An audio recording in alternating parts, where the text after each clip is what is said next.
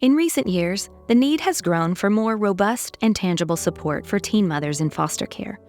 An AGAPE supporter purchased and donated a spacious home in Clarksville, Tennessee, to serve these teen mothers and their babies.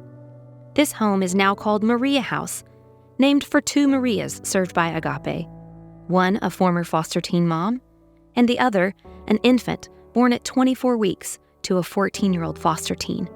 Because of the AGAPE community, both young mothers and their babies thrived against the odds of their situations. AGAPE volunteers stepped in to make this house a home by renovating and equipping it to show teen moms love and support as they begin their journey of motherhood.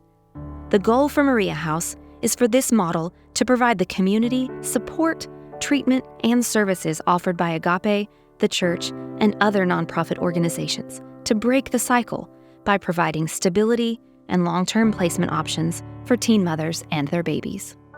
I was speaking with Mr. Troy from Clarksville Christian School.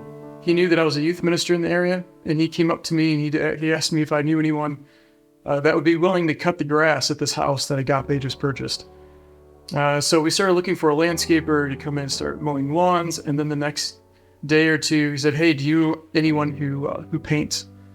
And I just happened to say, "Well, I actually own a little painting business."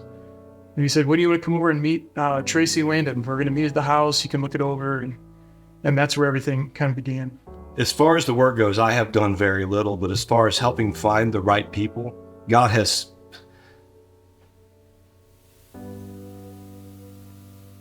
put the right people in front of him. Chris Middleton, his son goes to school at Clarksville Christian. I found out that he was the youth minister at Trenton Crossing, and I went to Chris and said, "Hey, do you know of anybody that does painting or that does yard work or that does," and I went to him and he goes, "Well, I do painting." And so he came and started the painting, and then he found some yard guys. So much of this, of what I've done or haven't done, has just been basically helping find the right people. And so I had our youth group come in. I saw an opportunity for my youth group to get involved and be a part of something bigger than themselves. We actually came into this living room before all this was finished. We sang, we prayed, big group prayer. I explained to them the story of why this house was becoming this rescue place, of which they all understood. And that day, the prayers that were prayed from those kids, we just kind of gave them the direction, "Hey, go and write scripture on all the floors, not the wood floor, but and every other place." And as they started writing the scriptures that day, it was fun.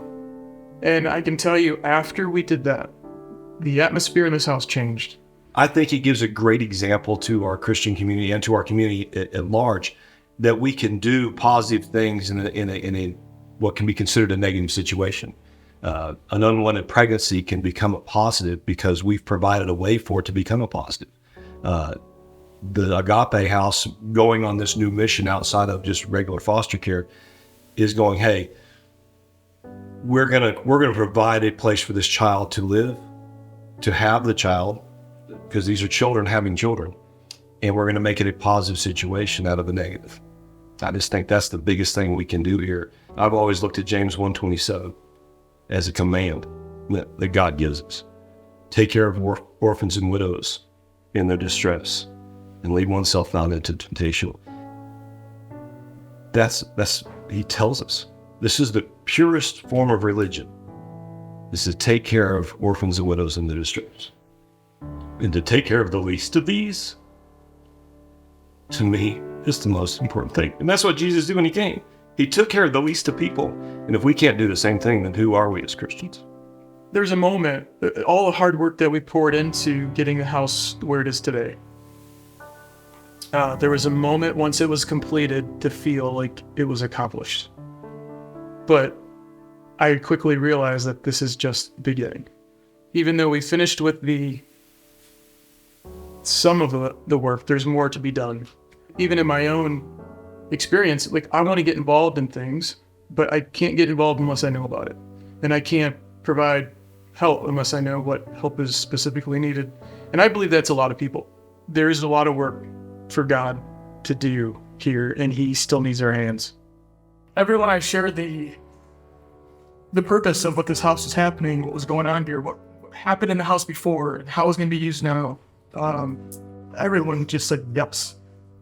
Yes. And it just kept, it just made it evident that this place is supposed to be here, that God has opened up this opportunity. And again, it's an opportunity for each and every one of us to serve, to love, to share, to watch something grow, for us to plant something. Not just in this house, but in us. When we are serving, we are growing. When we're serving one others, we're growing together and we're growing closer. The church is becoming. Our job as the church is to take care of orphans and widows, and this is a beautiful opportunity.